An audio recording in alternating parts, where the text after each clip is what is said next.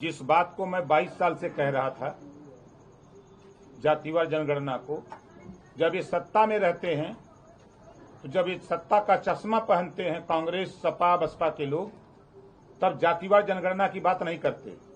आप लोग खुद गवाह हो। ओम प्रकाश राजभर चाहे सत्ता में रहा हो चाहे सत्ता से बाहर रहा हो, सदन रहा हो चाहे सदन से बाहर रहा हूं, हमेशा हम जातिवार जनगणना के पक्षधर रहे हैं और रहेंगे।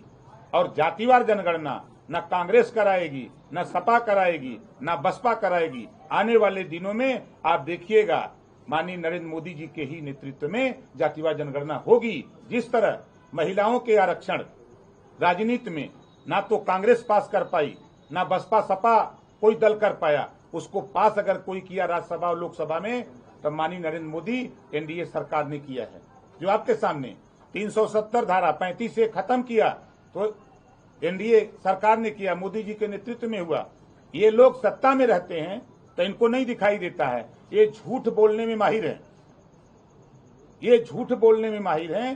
सुप्रीम कोर्ट ने आदेश दिया, सुप्रीम कोर्ट का जो फैसला आया, ये लोग प्रदर्शन करके प्रचार क्या कर रहे हैं कि सुप्रीम कोर्ट ने आरक्षण खत्म करने की बात कही है। आप कितना सफेद झूठ बोल रहे हैं। सुप्रीम कोर्ट ने तो साफ साफ कहा कि जो आरक्षण है उस आरक्षण में अभी तक जो DM, SP, DIG, IG, DGP, राज्यपाल, मुख्यमंत्री, राष्ट्रपति, राज्यपाल, वो आरक्षण उनके बेटे ले रहे हैं। उनको भी आरक्षण मिले, उनके विरोधी नहीं, लेकिन उसको बांट करके दिया जाए। जो गरीब, कमजोर, वंचित, शोषित है उसको आरक्षण मिले। ये बात सपा, बसपा, कांग्रेस के लोग क्यों नहीं करते? इस बात की चर्चा क्यों नहीं करते? 3 सितंबर